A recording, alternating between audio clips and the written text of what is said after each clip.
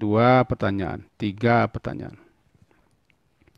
Pertanyaan berikutnya, masih ada waktu. Ini bertubi-tubi, ini banyak. Tidak masalah ya.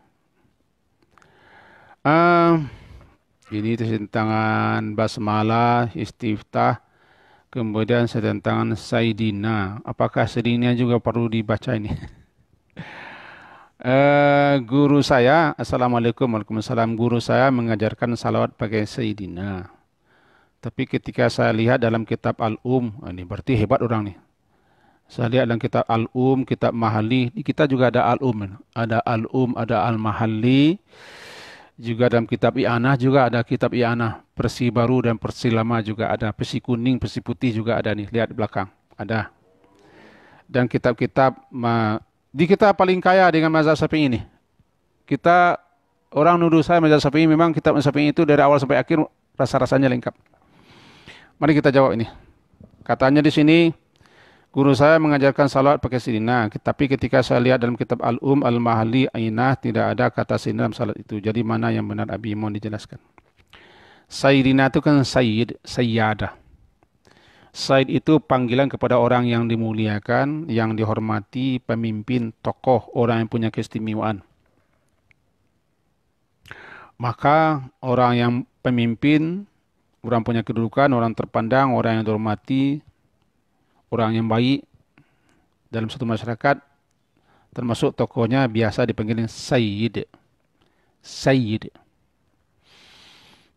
Jadi misalnya tokoh kita di PPTK ini, Pak RT ini, Pak Akmal, Sayyidina Akmal. Pemimpin kita, penghulu kita, tuan kita, bos kita namanya Akmal. Sayyid begitu. Kemudian kalau nanya kita, Sayyidina, tuan kita, penghulu kita, pemimpin kita, orang yang kita hormati, orang yang kita muliakan, orang yang kita istimewakan. Nah, orang yang kita idolakan semuanya termasuk kata-kata Sayyidina. Nabi SAW ketika beliau mengajarkan ucapan salawat kepada para sahabat, Kaifa nusalli alaika ya Rasulullah. Bagaimana mesti dan caranya kami bersalawat kepadamu ya Rasulullah. Kata beliau menjawab, Qulu Allahumma salli ala Muhammad wa ala ali Muhammad kama sallaita ala Ibrahim wa ala ali Ibrahim sampai innaka hamidum majid. Sebenarnya Nabi tidak pernah mengajarkan kata Sayyidina untuk memanggil beliau. Sebab yang tertinggi itu adalah Nabi dan Rasul. Memanggil beliau sebagai Nabi Allah, Nabiullah atau Rasulullah itulah yang tertinggi, tidak ada yang tertinggi. Lalu kita bagi ini. Menambah Sayyidina ketika salawat dengan menyebut Nabi Sayyidina di luar salat berbeda lagi. Saya ingin bedakan ini. Dalam salat, lafaz salawatnya kan sudah diajarkan. Kaifa nusalli alaika ya Rasulullah. Bagaimana kami ini bersalawat kepadamu ya Rasulullah. Silakan rujuk nanti hadisnya. Kata beliau menjawab, Qulu Allahumma salli ala Muhammad wa ala ali Muhammad sampai innaka hamidum majid.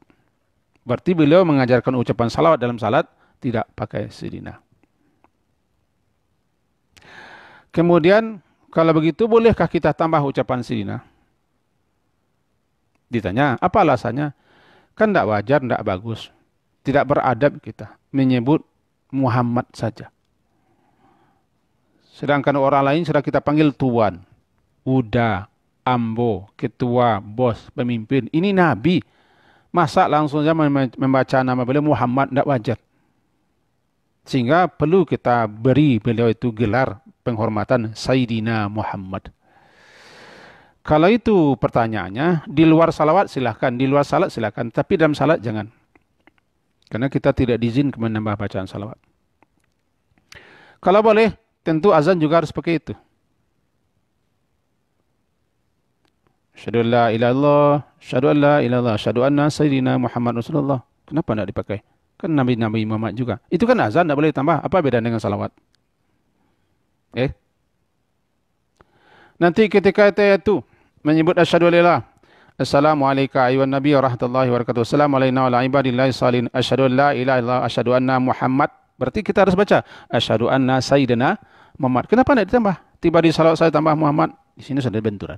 Jadi kalau jawabannya tidak wajar, tidak beradab, tidak berakhlak, kita menyapa Nabi Muhammad itu dengan sebut nama saja tanpa Sayyidina, kita tidak beradab, maka setiap kali menemukan kata Muhammad harus pakai Sayyidina. Maka tambahlah azan dengan Sayyidina, tambahlah baca-bacaan salawat dengan Sayyidina, tambahlah baca-baca lain yang sifatnya ibadah dengan Sayyidina. Ternyata tidak juga. Berbeda kasusnya di luar salat. Di luar salat silahkan saja. Orang Minang menyapa Nabi Muhammad itu Nabi besar mah. Nabi besar Muhammad. Orang Zainuddin MZ menambah mah baginda Rasul. Kapan Rasulullah menjadi baginda? Tidak pernah. Kalau orang Jawa baca kanjeng Nabi. Kapan Nabi pakai kanjeng-kanjeng? Tuh. Kalau di luar salat silakan, di luar ibadah silakan sebagai penghormatan. Jangankan Nabi, panggil semuanya. Nabi kita, Sayyidina, penghulu kita, pemimpin kita, panglima besar, tokoh di medan tempur, suami teladan di rumah tangganya, laki-laki gagah perkasa, pembel semua, sebut semua. Tapi bukan dalam konteks ibadah. Jadi dalam masalah ibadah kita harus hati-hati, jangan menambah. Kalau ingin ditambah juga nanti dalam salat tersendiri dalam salat, tambah nanti azan salawat, ikamat salawat. Bacaan tasawuf juga pakai Sayyidina. Saya pilih ya, apa saya pilih? Bahwa kalau anda ingin juga memanggil Nabi Muhammad itu Sayyidina, tidak cukup dengan hanya Nabi dan Rasul, jangan masukkan ke dalam bacaan ibadah.